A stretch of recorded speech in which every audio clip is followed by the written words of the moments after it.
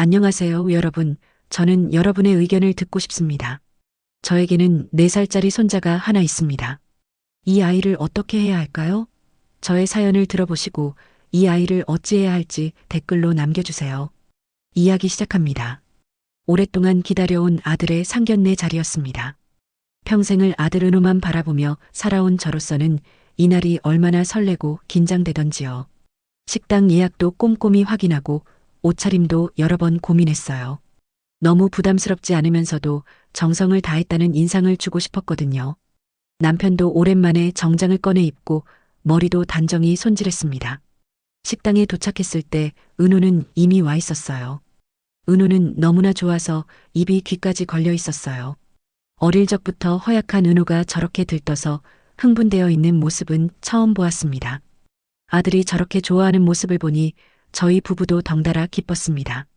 세미와 그녀의 어머니 경자는 10분 정도 늦게 도착했습니다. 첫인상은 나쁘지 않았어요. 세미는 단정하고 지적인 모습이었고 예비 안사도는 조금 화려하지만 세련된 인상이었죠. 가벼운 인사를 나누고 자리에 앉았습니다. 식사가 시작되고 평범한 대화가 오갔어요.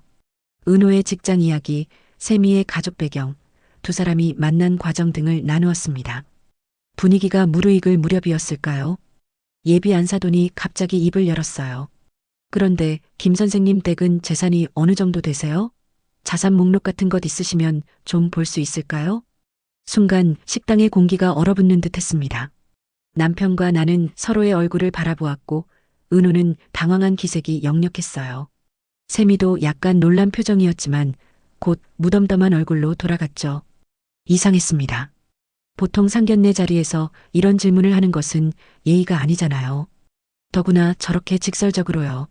남편이 억지 웃음을 지으며 상황을 무마하려 했지만 예비 안사도는 집요하게 질문을 이어갔습니다. 아파트는 몇 채인지, 주식은 얼마나 갖고 있는지, 은호에게 물려줄 재산은 어떻게 되는지. 마치 재산조사관처럼 그녀는 캐물었어요. 은호의 얼굴이 점점 하얗게 변해갔습니다. 그때 세미가 조심스럽게 말했어요. 사실 제가 은호 씨의 아이를 가졌어요. 충격적인 고백이었습니다. 혼전 임신이라니.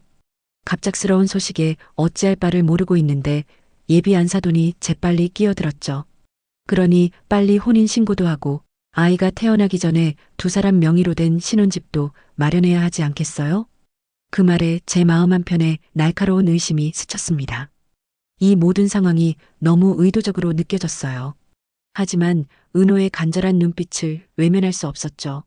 아들이 사랑한다는 여자와 뱃속의 아이를 위해 내키지 않지만 결혼을 진행하기로 했습니다. 집으로 돌아오는 길 남편과 저는 말없이 차에 탔어요.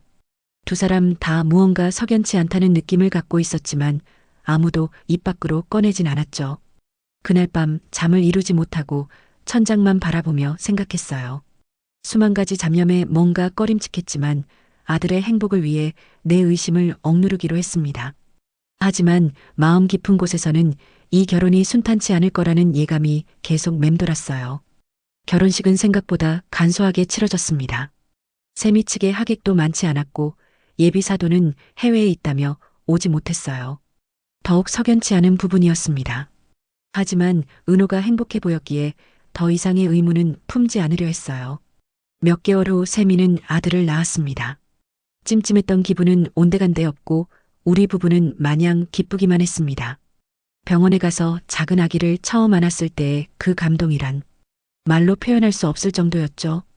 은호도 아빠가 되어 한층 성숙해 보였고 세미도 엄마로서 행복해 보였어요. 그러나 평온도 잠시 어느 날 안사돈이 찾아왔습니다. 그녀는 거실에 앉아 차 한 잔을 마시며 입을 열었어요. 아들을 낳았으니 약속대로 아파트 명의를 공동 등기하는 게 좋겠어요.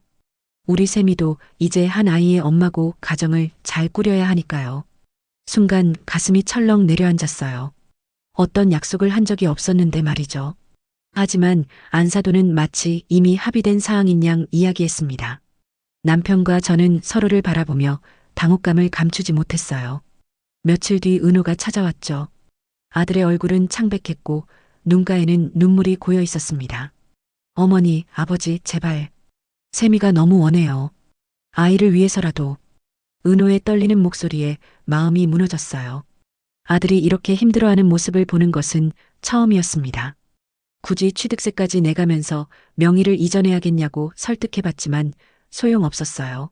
무슨 다른 이유가 있는지 잘 살고 있는데 왜 이렇게까지 해야 하는지 물어보고 싶었지만 은호의 절박한 표정에 차마 묻지 못했어요. 결국 우리는 결혼 때 구입한 아파트 명의를 은호와 세미의 공동 명의로 했습니다. 내키지 않았지만 아들의 결혼 생활이 조금이라도 편안해지길 바라는 마음에서였어요. 등기소에 간 날 세미의 표정에서 스치는 승리감을 본 것 같았지만 그냥 제 착각이겠거니 생각했습니다. 한참이 흐른 뒤 은호가 새 아파트로 이사를 간다고 하더군요. 신축으로 이사한다며 기뻐하는 듯 했지만 그 눈빛이 진실되지 않았어요. 무언가 숨기는 듯한 두려움이 분명 깔려 있었습니다. 저는 직감적으로 느꼈어요. 이 모든 상황 뒤에 뭔가 크고 위험한 일이 도사리고 있다는 것을. 하지만 어엿한 가정을 꾸린 아들 일에 꼬치꼬치 캐물을 순 없었습니다. 우리 부부는 일단 지켜보기로 했어요. 그때까지만 해도 얼마나 끔찍한 결말로 이어질지 알지 못했죠. 이사를 하고 두어 달 정도 지난 어느 일요일이었어요. 은호의 안색이 안 좋아 보였던 것이 눈에 밟히기도 하고 손자가 너무 보고 싶어서 직접 찾아가 보기로 했어요. 새 아파트는 단지 초입부터 고급스러워 보였어요. 현관에서 호출을 눌렀는데 응답이 없더라고요. 이상해서 은호에게 전화를 걸었더니 왜 거길 찾아가셨냐며 버럭 화를 내는 게 아니겠어요? 너무나 황당했어요. 아들은 회사 근처 원룸에 있다고 하더군요. 새 아파트는 들어가 보지도 못하고 바로 은호가 있는 원룸으로 향했습니다. 도착하고 보니 아주 작은 원룸이었어요. 방 안은 술병으로 어지럽혀져 있었고 은호의 눈은 충혈되고 얼굴은 너무 헬쓱했어요. 은호야, 이게 어떻게 된 일이니? 떨리는 마음으로 물었습니다. 은호는 한참을 울다가 겨우 입을 열었어요. 세미와 별거 중이에요. 충격이었습니다. 은호는 이제서야 다 털어놓았어요. 새 아파트를 구입할 때 며느리와 안사돈이 세무사를 소개했고 그 세무사가 절세 방안이라고 하면서 현혹시켰다고 하더라고요. 부부간 증여가 10년간 6억까지 면제이기 때문에 전 아파트를 공동 명의로 취득했다 하더라도 그 금액이 6억이 넘지 않으므로 증여를 더 할 수 있다. 그러니 이번에 부인 단독 명의로 취득하면 두 분이 공동으로 취득하는 것보다 더 세금 혜택을 받을 수 있다며 단독 등기를 몰아쳤다고 했습니다. 어머니, 저 바보같이 다 믿었어요. 세미를 믿었고 세무사 말도 믿었어요. 그런데 등기를 세미 명의로 한 다음부터 세미가 달라졌어요. 점점 저를 집에서 밀어내더니 결국 나가라고 했어요. 말도 안 되는 일이었어요. 어떻게 이런 일이 가능한가요? 은호의 이야기는 계속됐습니다. 세미는 이제 은호를 만나주지도 않고 아이도 보여주지 않는다고 했어요. 심지어 이혼 서류에 서명하라고 강요한다고 합니다. 이혼을 하면 양육비도 보내야 한다고 하더군요. 아들의 멘탈은 다 무너진 것처럼 보였습니다. 회사만 겨우 왔다 갔다 한다고 했어요. 아파트고 뭐고 간에 일단 아들을 먼저 살려야겠다고 생각했어요. 바로 다음 날 은호를 데리고 정신의학과 의사를 찾아갔습니다.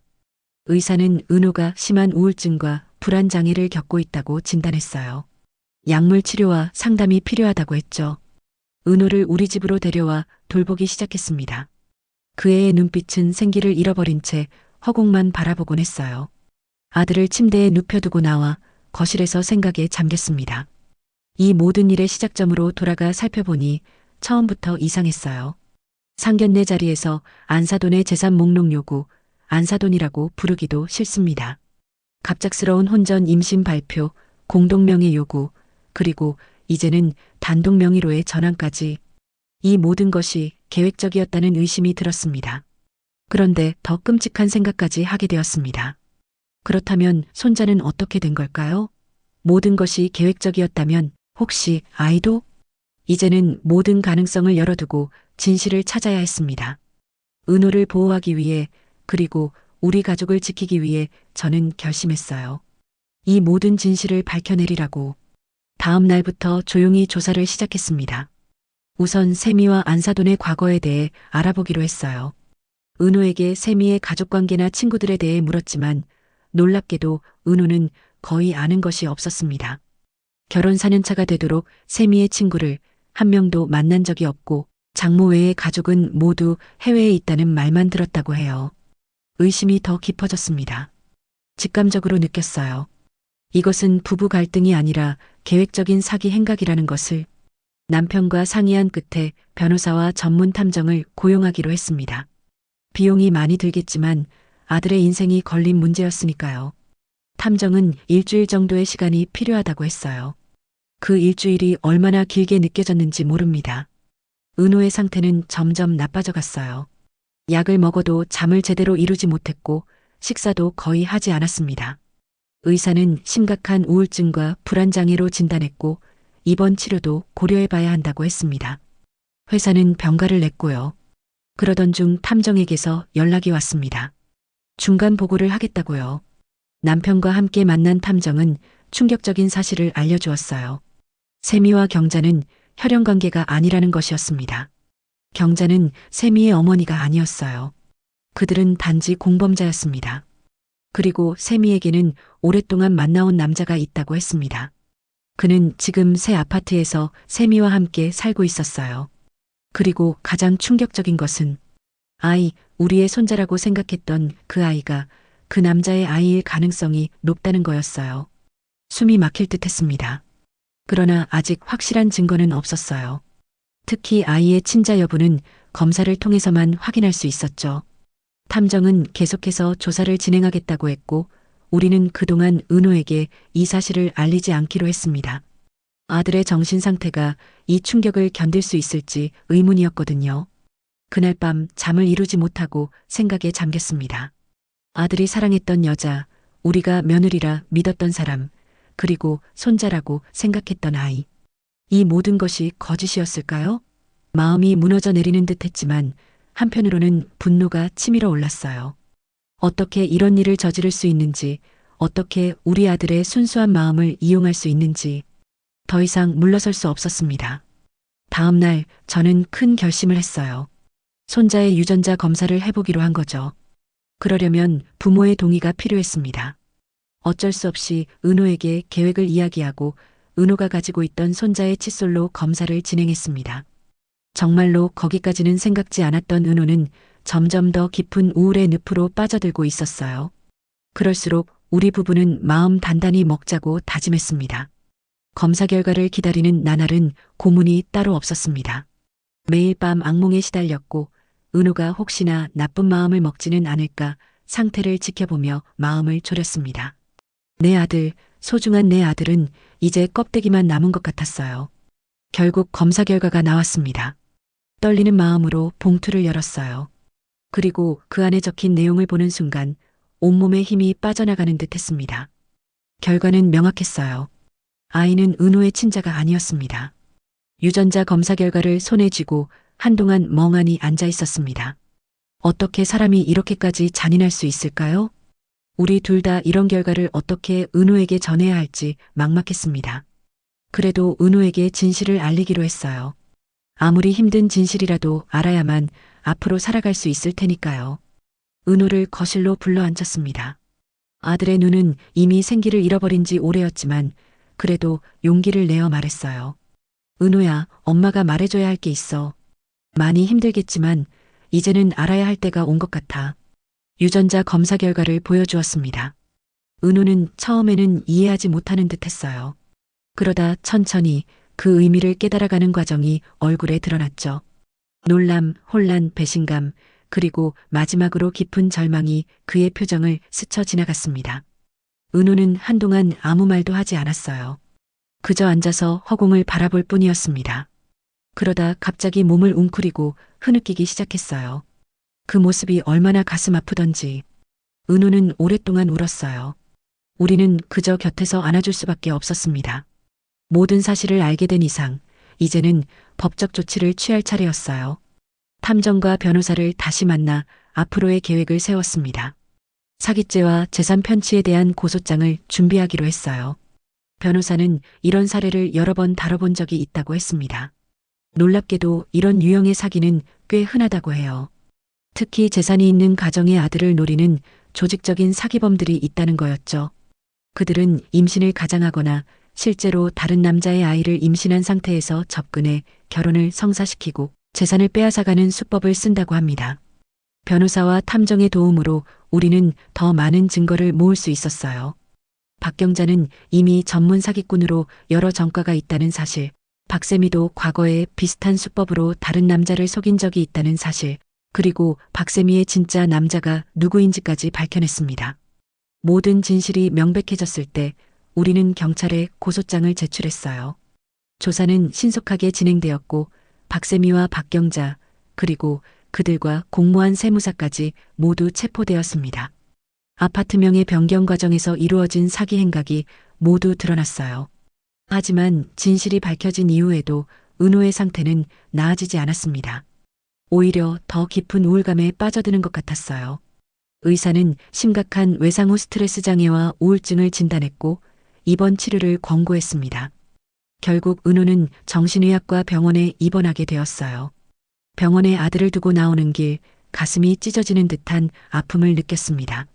마치 제가 아들을 제대로 보호하지 못한 것 같은 자책감이 밀려왔어요. 초반에 느꼈던 그 석연치 않은 느낌을 더 진지하게 받아들였더라면 아들이 이런 고통을 겪지 않았을지도 모른다는 생각이 들었죠. 법적 절차를 통해 재산을 되찾고 세미 일가의 범죄 행각에 대한 처벌은 받게 할 수 있을 거예요. 하지만 은호의 마음의 상처는 시간이 걸릴 것 같았습니다. 어쩌면 오랜 시간이 필요할지도 모르겠다고 생각했어요. 법원의 재판 과정은 생각보다 오래 걸렸습니다. 박세미와 박경자 그리고 그들과 공모한 이들은 강력하게 혐의를 부인했어요. 하지만 우리가 모은 증거는 확실했고 그들의 범죄 행각을 명백히 증명했습니다. 특히 결정적이었던 것은 박세미의 휴대폰에서 발견된 메시지였어요. 그녀가 실제 연인과 주고받은 메시지에는 모든 계획이 상세히 담겨 있었습니다. 내 아들을 이렇게 비웃고 이용했다는 사실에 분노가 치밀어 올랐습니다. 재판장에서 박세미를 마주했을 때 어떤 후회나 죄책감도 찾아볼 수 없었어요. 오히려 차갑고 계산적인 눈빛만이 느껴졌죠. 법원은 박세미와 그 일당들에게 다음과 같이 선고했습니다. 박세미 사기죄, 형법 제347조, 공문서 부정행사죄, 형법 제230조, 박경자 사기죄, 사문서 위조죄 및 행사죄, 형법 제231조, 제234조, 세무사, 업무상 배임죄, 형법 제356조, 공무상 비밀누설죄, 형법 제127조, 친부 사기죄, 업무방해죄 형법 제314조. 또한 박세미 명의의 부동산은 김은호에게 돌려주라는 판결도 내려졌어요. 판결 이후 은호는 조금씩 안정을 찾아가고 있었습니다. 물론 완전히 회복되기까지는 시간이 더 필요했지만 최소한 일상생활은 가능한 상태였어요. 은호를 우리 집으로 데려왔고 그는 다시 삶을 시작하려고 노력했습니다. 승소도 했고 은호도 퇴원했지만 새로운 고민은 시작되었습니다. 그날 밤 남편과 오랫동안 이야기를 나누었어요. 은호의 건강과 우리 가족이 앞으로 나아갈 방향에 대해서 그리고 4살짜리 아이. 이제 그 아이와 은호는 부자관계가 아님이 증명되었고 친모인 박세미와 친부에게 양육권이 주어졌어요. 그 아이를 생각할 때마다 마음이 아팠어요. 비록 혈연관계는 아니지만 그 아이는 우리가 손자라고 생각했던 존재였으니까요. 일단 법적 절차를 통해 임시보호자 지위를 신청해서 승인을 받으면 아동보호시설에서 데려올 수는 있습니다.